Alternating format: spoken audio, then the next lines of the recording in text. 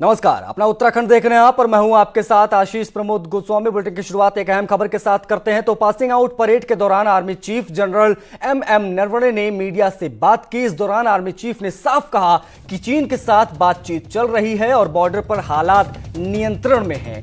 Core commander level से लेकर अब तक कई दौर की बात हुई है और उम्मीद है कि बातचीत से हालात सुधरेंगे। वहीं नेपाल के साथ चल रहे तनाव पर भी आर्मी चीफ ने कहा कि नेपाल के साथ हमारे मजबूत ऐतिहासिक सांस्कृतिक रिश्ते हैं और लोगों में मजबूत संबंध भी हैं। मौजूदा वक्त में मजबूत संबंध है। आर्मी चीफ ने कहा कि 10 से 15 दिन में जम्मू कश्मीर में 15 से ज्यादा आतंकी मारे गए हैं, जिनकी जानकारी लोकल लोगों ने ही दी थी और लोग चाहते हैं कि हालात सुधरे।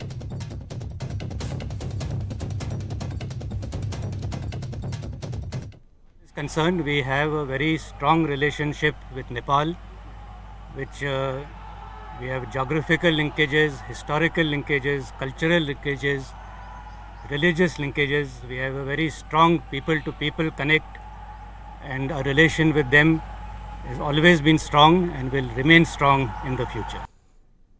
तो भारतीय सेना में आज 333 नए ऑफिसर्स शामिल हो गए हैं, जबकि 90 मित्र देशों के अफसर भी बने हैं। शनिवार सुबह परेड की शुरुआत हालांकि बारिश के साथ हुई, जिसमें आर्मी चीफ एम नरवणे ने बतौर चीफ गेस्ट वहां पर वो शामिल हुए और पासिंग आउट परेड की सलामी ली। इसके बाद टिपिंग सेरेमनी हुई और सभी नए ऑफिसर्स स्टार्स लगाने के साथ ही सेना में लेफ्टिनेंट बन गए और सेना में शामिल होने की शपथ के साथ ही नए ऑफिसर्स खुशी से झूम उठे और खुद सेना प्रमुख जनरल एम नरवणे ने इन नए ऑफिसर्स को भविष्य के लिए शुभकामनाएं दी। लेकिन कोरोना की वजह से इस बार की परेड कई मायनों में खास रही। पहली बात यह कि पासिंग आउट परेड के दौरान सभी ऑफिसर्स मास्क लगाए हुए थे। दूसरी बात यह कि कोरोना के खतरे को देखते हुए किसी नए ऑफिसर्स के पेरेंट्स पासिंग आउट परेड में हिस्सा नहीं ले पाए। तीसरी बात और अहम बात यह कि पिपिंग सेरेमनी में नए ऑफिसर्स को स्टार पेरेंट्स लगाते हैं, लेकिन कोरोना की वजह से इस बार स्टार्स आईएमए के ऑफिसर और उनकी पत्नियों ने लगाए। चौथी बात यह कि कोरोना की वजह से नए ऑफिसर अपने घर नहीं जा पाएंगे, बल्कि सीधे अपनी अपनी रेजिमेंट में रिपोर्ट करेंगे, जिसके लिए पहले कदम की कुछ सीढ़ियां बनाई गई थी, जिसका मतलब ये था कि सेना में पहले कदम की शुरुआत हो चुकी है। पांचवी बात ये कि मित्र देशों के 90 नए ऑफिसर्स परमिशन मिलने पर अपने अपने देश लौट पाएंगे। भूटान और अफगानिस्तान के ऑफिसर्स 15 जून को अपने देश लौटेंगे। पीपिंग सेरेमनी ये वो सेरेमनी थी जिस समय जो अधिकारी होते हैं उनके कंधों पे सितारे जड़ते हैं। यानी कि अब ये अधिकारी बन गए हैं, कैडेट्स अपनी पूरी एक मेहनत से कैडेट्स अब अधिकारी बन गए हैं। सर, पहली बार आपके साथ, क्योंकि हमेशा देखने को मिलता था कि फैमिली आपके साथ रहती थी, लेकिन आज फैमिली नहीं है आपका, आज आपके गुरु ने ही आपको सितारे लगाए। किस तरीके से थे? थोड़ा अलग तो लग रहा है, लेकिन जैसे कि यहाँ पे हालात हैं देश में, उस हिसाब को देखते हुए अच्छा लग रहा है कि हमारे जो हमने सिखाया, जिन्होंने हमें, उनसे हमारी पीपिंग हो रही है। अच्छा लग रहा है। दुख भी हो रहा है कि हमारे घर वाले नहीं आ पाए इस बार। हिमांशु जी, आप कहाँ से रहने वाले हैं? मैं आगरा का रहने वाला हूँ। हिमांशु, आगरा से आप हैं।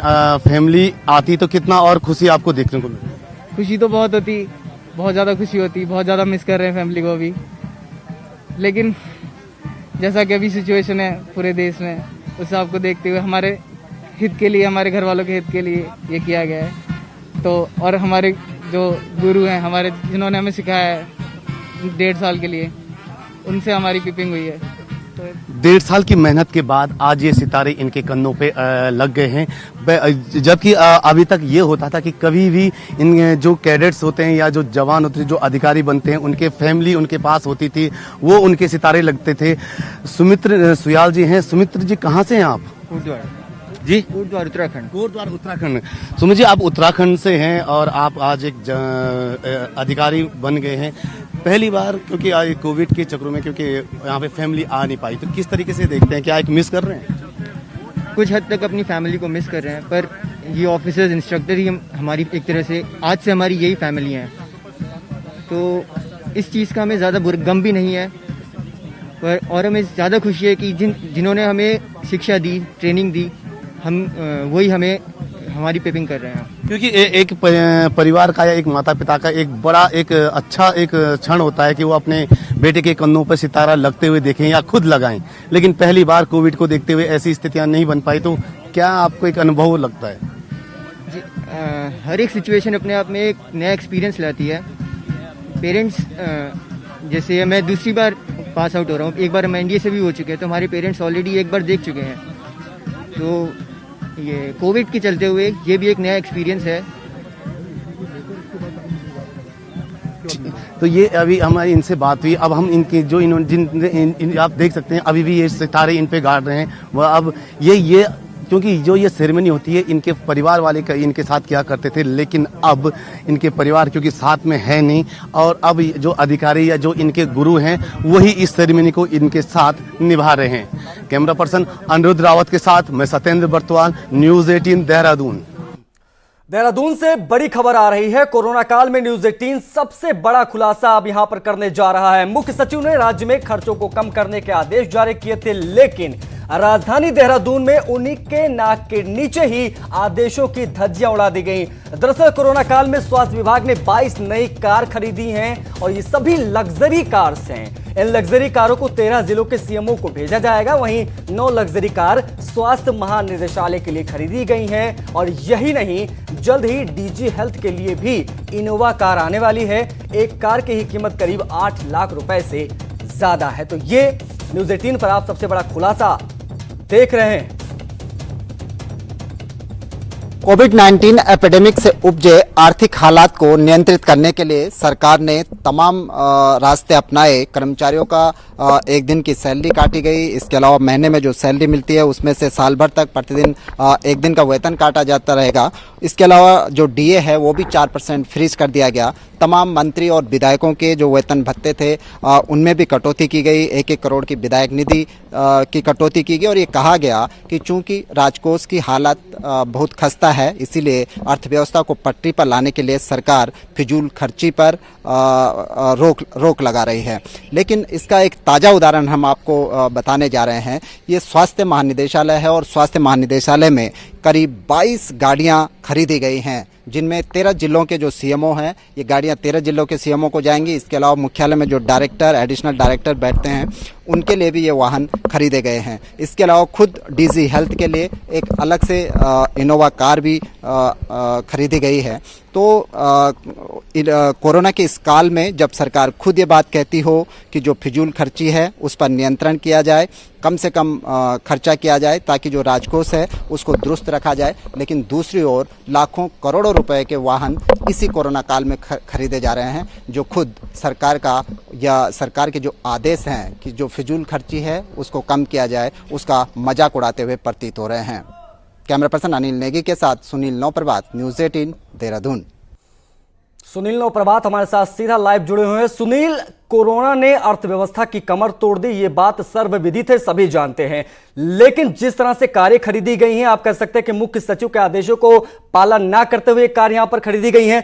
क्या कार्रवाई इसमें होगी आगे? क्या इसमें संज्ञान लिया है खुद मुख्यमंत्री ने?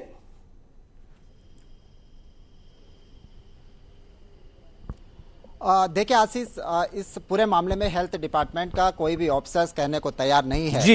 लेकिन आप देखिए कि 10 जून को खुद चीफ सेक्रेटरी ने एक आदेश निकाला जिसमें कहा गया था कि जो प्रशासनिक व्यय है उसमें मितव्ययता बरती जाए, यानी कि कम से कम खर्चे किए जाएं, जो अनावश्यक खर्चे हैं उन पर रोक लगाई जाए। यहाँ तक कहा गया था कि ऑफिसों में जो फोटो स्टेट हैं या जो अन्य कॉपी वो पेज वगैरह आपको खरीदने हैं, तो उनमें भी एक लिमिटेशंस रखी जाए और कोशिश की जाए कि कम से कम खर्चे हों। इसी के मद्देनजर अगर हम हेल्थ डिपार्टमेंट को देखते हैं तो एक साथ 22 गाड़ियों की खरीदारी, वो भी इस कोरोना काल में, जब आप स्वयं कह रहे हो, जब सरकार कह रही हो तमाम कर्मचारियों के वेतन भत्तों पर वेतन भत्ते काटे जा रहे हों, कर्मचारियों का 4% जो डीए था उसको फ्रीज कर दिया गया, जो विधायकों की विधायक निधि थी साल भर के लिए 1 करोड़ विधायक निधि काट दी गई, 15-15 लाख विधायक निधि से अलग से काटे गए। तमाम तरह से सरकार जो राजकोषीय घाटा है उसकी सेहत को दुरुस्त करने की कोशिश कर रही है, लेकिन दूसरी ओर सरकारी महकमा ही 22 कारें आप एक साथ खरीद डालेंगे, जब हमने अधिकारियों से बातचीत की तो कैमरे पर न आने की सूरत में अधिकारी कहते हैं कि जो सीएमओ हैं उनके पास वाहन नहीं थे। सवाल उठता है कि आज तक क्या सीएमओ पैदल चल रहे थे जिलों में, या जो डायरेक्टर, जो डिप्टी डायरेक्टर जो निदेशालय में बैठे हुए हैं, क्या आज तक पैदल आवागमन कर रहे थे? यदि आपको कारों की जरूरत थी तो कोरोना के इस काल में, जब अभी संकट का समय है, जब ये कोशिशें हैं कि जो अधिक से अधिक जो पैसा है वो व्यय किया जाए कोरोना के खिलाफ की जंग में, लेकिन यहाँ पर हम देखते हैं कि अधिकारी खुद अपने ऐसो आराम पर ये पैसा खर्च कर रहे हैं। ये 22 गाड़ियों की जो तस्वीर है, 13 के 13 जिलों को ये गाड़ियां भेजी जा चुकी हैं। इसके अलावा 9 वाहन अभी स्वास्थ्य महानिदेशालय में खड़े हैं। और जो हमें जानकारी है, जो हमारे पुख्ता जानकारी मिली है कि खुद डीजी हेल्थ के लिए भी एक इनोवा कार जल्द ही पहुंचने वाली है। और बहुत हैरान कर देने वाली खबर है सुनील नवप्रभात ये, क्योंकि जिस तरह से चीजें निकलकर सामने आ रही हैं कि अधिकारी जो है वो अपने कंफर्ट जोन से बाहर निकलने की सोच भी नहीं रहे हैं, और ये जानते हुए भी कि अर्थव्यवस्था की कमर पूरी तरह से टूट चुकी है। बहुत बहुत शुक्रिया हमसे जुड़ने के लिए और तमाम बातचीत के लिए सुनील। चलिए बढ़ते हैं आगे। उत्तरकाशी में यमुनोत्री मंदिर समिति ने सरकार के खिलाफ बगावत का ऐलान कर दिया है। समिति ने सरकार की मंशा पर सवाल खड़े करते हुए बड़ी चुनौती दी है। साथ ही साफ कर दिया है कि चारधाम यात्रा शुरू करने में अगर सरकार मजबूर करती है तो मंदिर में सुबह की पूजा, शाम की आरती और श्रद्धालुओं के लिए दर्शन बंद कर दिए जाएंगे। समिति का कहना है कि अभी देवस्थानम बोर्ड को नहीं माना गया है और मामला कोर्ट में है, इसलिए यहां चारधाम यात्रा शुरू नहीं होगी। में है, न्यायालय में चल रहा है, वहाँ रीट हमारी याचिका दायर है, तो हम हमारे ऊपर तो आप कोई भी आदेश को थोप नहीं सकते हैं यहाँ पर हमारे ऊपर कि आप इस चीज को मानी लो, हम यहाँ पे इसको यात्रा चला रहे हैं। अभी आप सोच रहे हैं कि यहाँ डिस्ट्रिक्ट अदर की यात्रा चलवा रहे हैं, क्या ये कोरोना मुक्त है? उत्तरकाशी जिला या उत्तराखंड स्टेट हमारा क्या कोरोना मुक्त है? टनकपुर में उत्तर भारत के प्रसिद्ध शक्तिपीठ मां पूर्णागिरि धाम के कपाट खुलने के साथ ही श्रद्धालु दर्शन के लिए पहुंचने लगे हैं। वहीं मंदिर समिति का कहना है कि कोरोना संक्रमण की वजह से पूर्णागिरि मंदिर के दर्शन सिर्फ उत्तराखंड के लोग ही कर सकेंगे। यूपी सहित दूसरे राज्यों के श्रद्धालु मौजूदा समय में पूर्णागिरि के दर्शन नहीं कर सकते। साथ ही मंदिर के साथ साथ जो भी श्रद्धालु मां के दर्शन के लिए आ रहे हैं उन्हें सैनिटाइज किया जा रहा है। हमने यूपी के दर्शनार्थियों के लिए इसको बंद कर रखा है, क्योंकि ऊपर से इसमें शासनादेश भी है और हम लोग भी यूपी के दर्शनार्थियों को फिलहाल इसकी अनुमति, माता के दर्शनों की अनुमति नहीं देंगे। मात्र जो मंदिर खोला गया है यह उत्तराखंड के तीर्थयात्रियों के लिए खोला गया है। 66.9 crore viewers, India's largest news network, News 18 Network.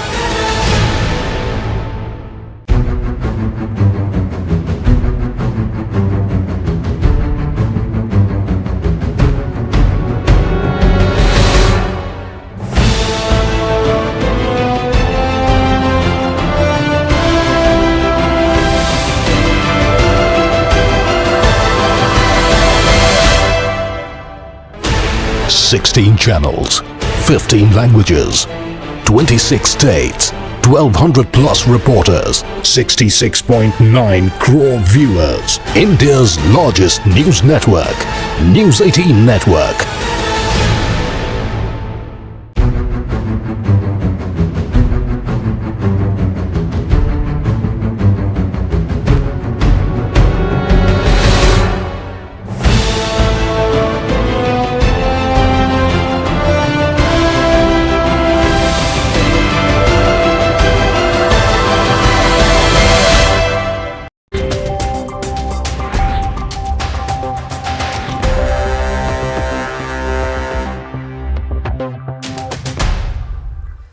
Break के बाद एक बार फिर आप सभी का स्वागत है। कोरोना से न सिर्फ मजदूर अपने घरों को वापस लौटे, बल्कि स्थानीय स्तर पर काम करने वाले युवाओं के रोजगार पर भी बड़ा संकट मंडराता नजर आया। अब ऐसे में नैनीताल के व्यापारियों ने घर चलाने की राह दिखाई तो इन युवाओं ने साबित भी कर दिया कि काम कोई छोटा नहीं होता।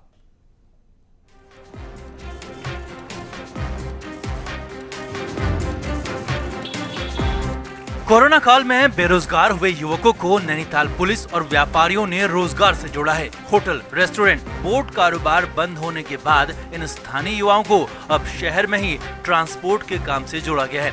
कभी होटल, रेस्टोरेंट और अन्य जगह काम करने वाले ये सभी युवा सुबह 5 से 10 बजे तक हल्द्वानी से आने वाले ट्रांसपोर्ट से सामान उतारते हैं और उनको जिम्मेदारी के साथ शहर की दुकानों में छोड़ते हैं। पिछले 22 मार्च से घर पर बेरोजगार होकर बैठे इन युवाओं को नया रोजगार मिला तो युवा भी खासे उत्साहित हैं। को थोड़ा बहुत अभी हमारा जो रोजी का जो संकट आया था तो उसको इन लोगों ने हमारे लिए वो किया है। लग रहा है कि लॉकडाउन में अब काम मिला है तो घर बार चल जाएगा। जी अभी तो चल रहा है, हल्का फुल्का जो भी है अभी चल रहा है। बिलोंग करता हूँ होटल लाइंस में, तो तब से बंद पड़ा था सर। रोजी रोटी की भी हमारे लिए दिक्कतें काफ़ी आ रही थी, तो ट्रांसपोर्ट के थ्रू हम ये काम कर रहे हैं, लेवरी जो भी है सर, इसी से कारण हमारा गुजारा चल रहा है सर अभी इस टाइम पे। दरअसल नैनीताल का बाजार नेपाली मजदूरों पर निर्भर था, जो लाखों रुपए इसी काम से देश के बाहर लेकर जाते थे। लॉकडाउन के बाद नेपाली और बिहारी मजदूर वापस लौटे तो व्यापारियों को दिक्कतें आने लगी, जिस पर नैनीताल पुलिस ने इन युवाओं को जागरूक किया और इस काम से पैसे कमाने की प्रेरणा दी। अब बेरोजगार है युवाओं को रोजगार तो मिला ही, साथ ही साथ बाजार की भी परेशानियां कम हुई हैं। एक जो नेपाली की यहाँ दिन भर की जो दिहाड़ी होती थी वो 1000 रुपये के आसपास होती थी, और 1000 रुपये में हमारे इंडिया में वो पैसा 100 रुपये मात्र भी खर्च होता था, बाकी 900 रुपया करीब एक नेपाली के माध्यम से नेपाल जाता था, और जो जिसके लिए जिसमें आर्थिक स्थिति चीन की ही मौजूद होती थी, ना कि इंडिया की। तो मैंने इन लोगों को भी समझाया कि मैंने कहा आप लोगों को ईमानदारी के संग बहुत ताकत के संग इस काम को करना पड़ेगा, इसमें शर्माना नहीं पड़ेगा कि यार मैं ये ना उठाऊं। और आप लोग जहाँ लग जाएंगे सारे पहाड़ी, मतलब जितने पहाड़ी से कहने का मतलब मेरा ये है कि जितने हमारे अपने लोग लग जाएंगे यहाँ के पहाड़ के लोग काम करने वाले, तो इसमें उनको बहुत बेनिफिट होगा। सरकार प्रवासियों के लिए रोजगार के प्लान तैयार कर रही है, मगर नैनीताल के लोगों ने जो कर दिखाया है वो मिसाल है। नैनीताल से न्यूज़ 18 के लिए वीरेंद्र बिष्ट की रिपोर्ट। शुक्रवार को ओटीटी प्लेटफॉर्म पर रिलीज हुई अमिताभ बच्चन और आयुष्मान खुराना की फिल्म गुलाबो सिताबों का उत्तराखंड के हल्द्वानी से खास नाता है, क्योंकि अमिताभ और आयुष्मान खुराना फिल्म में जिन गीतों को गुनगुनाते हुए दिख रहे हैं वो हल्द्वानी में ही लिखे गए हैं। आखिर कौन है वो लिरिक्स राइटर? हमारे सहयोगी शैलेंद्र नेगी ने उनसे खास बातचीत की। हिंदी सिनेमा के लिए सदी के महानायक अमिताभ बच्चन की फिल्म गुलाबो सिताबो रिलीज हो चुकी है, लेकिन इस फिल्म की खास बात यह है कि इसका उत्तराखंड और विशेषकर हल्द्वानी से कनेक्शन है, क्योंकि दिनेश पंजी, आप कैमरे की निगाह से देख रहे हैं, दिनेश पंजी ने खास तौर पर इस फिल्म के लिए 3 गाने लिखे हैं। लेकिन पंजी एक प्रोफेशनल जो राइटर होते हैं, लिरिक्स राइटर, वो नहीं है, काम कुछ और करते हैं, लेकिन लिखते लिखते फिल्मों में पहुंच गए। दिनेश जी, किस तरीके से हुई इन गानों की शुरुआत, लिखने की शुरुआत कहाँ से हुई, और किस तरीके से अमिताभ बच्चन तक, लोग तो छोटे छोटे स्टार तक पहुंचने की कोशिश करते हैं, आप सीधे अमिताभ बच्चन। पहले तो आपको बहुत धन्यवाद और नमस्ते। लिखने की शुरुआत की अगर बात की जाए, शौक़ तो मुझे बचपन से था लिखना, तो हमें ये पता था कि गुलाब सिताबो आ रही, तो सुरेश सर ने कहा ठीक है कुछ बना के सुनाओ, लेकिन म्यूज़िक ऐसा होना चाहिए जिसमें एक सोशल कमेंट्री हो, सामाजिक संदेश हो। वही मेरी फिल्म का थीम है, बहुत रॉ फिल्म है मेरी ज़मीन से जुड़ी। तो अनुज ने तुरंत मुझे फ़ोन किया, बोला भैया ये 4 लाइन लिख के दो, और अगर ऐसा ये उनको पसंद आ गया तो हमारे लिए ये एक गेम चेंजर है। मैंने तुरंत लिखी, ऊपर वाली दया से जो मैंने पंक्तियाँ लिखी वो इमीडिएटली उनको पसंद आई। और फिर पंक्तियाँ क्या थी, वो थोड़ा पंक्तियाँ आप सुनाइए, क्योंकि तीनों गीत बड़े पॉपुलर हो रहे हैं। हाँ। और उसमें सबसे पॉपुलर गीत जो है, थोड़ा सा आप 4 लाइन है उसकी गुनगुना। जी, जो पहला जो गीत हमारा अप्रूव हुआ था वो ये था कि उसकी पंक्ति इस तरह से जाती है, हर कीमत लगेगी ठाठ बाट की, एक बार चढ़नी है हांडी ये काठ की, कैसा करतब है जाने क्या कब है, उंगली पे झूले नटनी घाट घाट की, चढ़ा है जो सुरूर ये मरघट के जमघट में पल में उतर जाएगा, मिलता है जब वो कलंदर, डुगडुगी पे नाचे सिकंदर, अरे बन के मदारी का बंदर। बहुत खूब दिनेश जी, लेकिन आपने उस भ्रांति को तोड़ दिया है कि जिसमें लोग कहते थे कि आप मुंबई जाइए किसी ट्रेन में बैठ के और फिर वहाँ चप्पल घिसिए, आपने तो हल्द्वानी बैठ के एक करिश्मा कर दिया। हाँ, ये बात आपकी ठीक है, क्योंकि मेरे पास चप्पल घिसने वाला एक ऑलरेडी बंदा है, उसका नाम अनुज गर्ग है ना। तो अनुज जी ने बहुत चप्पल घिसी है, बहुत। और कैसा रहा सर, एक्सपीरियंस कैसा रहा? चलिए, इसी के साथ इस बुलेटिन में फिलहाल इतना ही। मुझे दीजिए इजाजत, नमस्कार।